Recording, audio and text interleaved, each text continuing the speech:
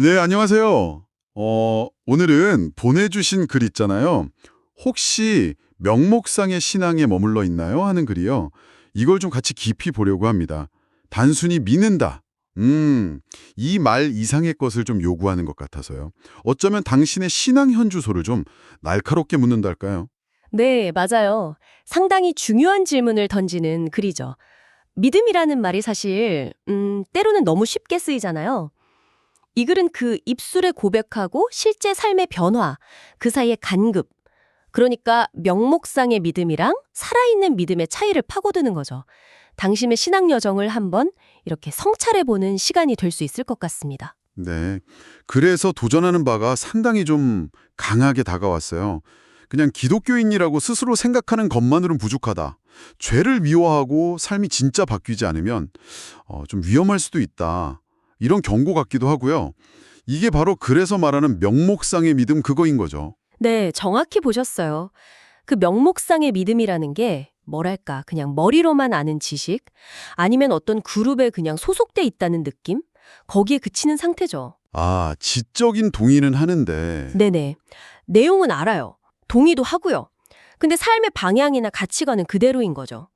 특히 그 죄, 그러니까 하나님의 기준에 못 미치는 생각이나 행동들, 거기에 대한 태도에 별 변화가 없는 거예요.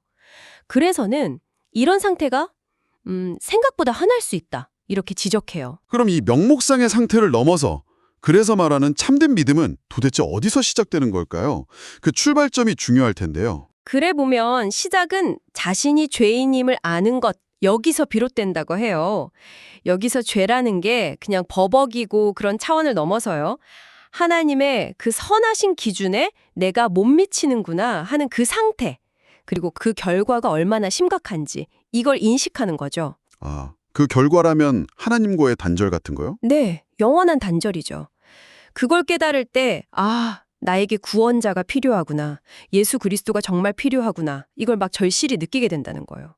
그때 진짜 믿음의 문이 열리는 거죠. 아, 단순히 그냥 내가 잘못했네 정도의 죄책감이 아니군요. 그 과정에서 회개가 중요하다고 또 강조하던데요. 그렇습니다. 회개는 이게 그냥 잘못된 행동 몇 가지 후회하고 이제 그만해야지 이게 아니에요. 그게 아니라 죄 자체를 아예 미워하게 되는 거. 미워하게 된다. 네. 그리고 마음의 중심하고 또 삶의 방향 자체를요, 하나님께로 완전히 돌리는 거예요. 이전과는 다른 존재가 되기를 막 갈망하게 되는 그런 내적인 변화죠. 아, 그 내적인 변화가 결국에는 그럼 밖으로 드러나는 삶의 변화로 이어지는 거군요. 그래서 죄에서 벗어나고 하나님을 섬기기를 원하게 된다. 이런 표현이 그래서 나오는 거네요. 뭔가 새로운 갈망이 막 생기는 것처럼요. 바로 그 점입니다. 이게 해야만 해 이런 의무감보다는요, 속에서부터 막 우러나오는 그런 갈망에 더 가까워요.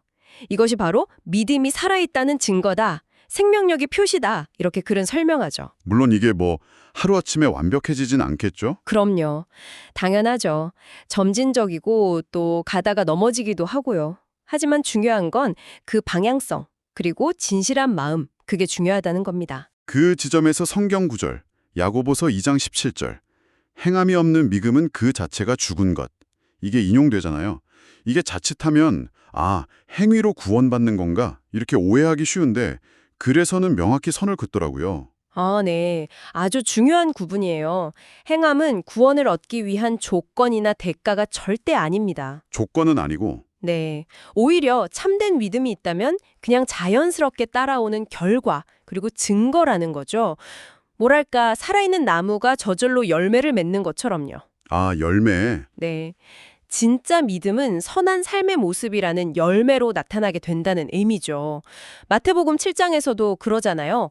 그들의 열매로 그들을 알리라. 같은 맥락입니다. 그래서 글 마지막에는 스스로 좀 점검해 볼 질문들을 던져주더군요.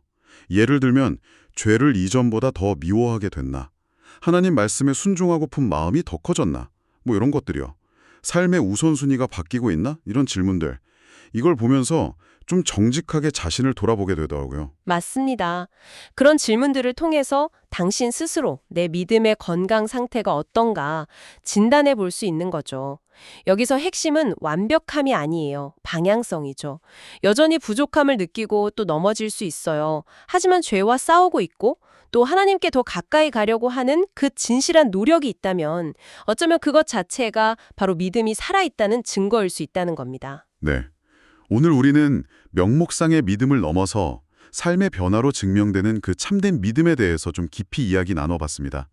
지적인 동의만으로는 안 되고 죄를 미워하고 하나님을 향한 삶으로의 전환. 이게 핵심이었네요. 네.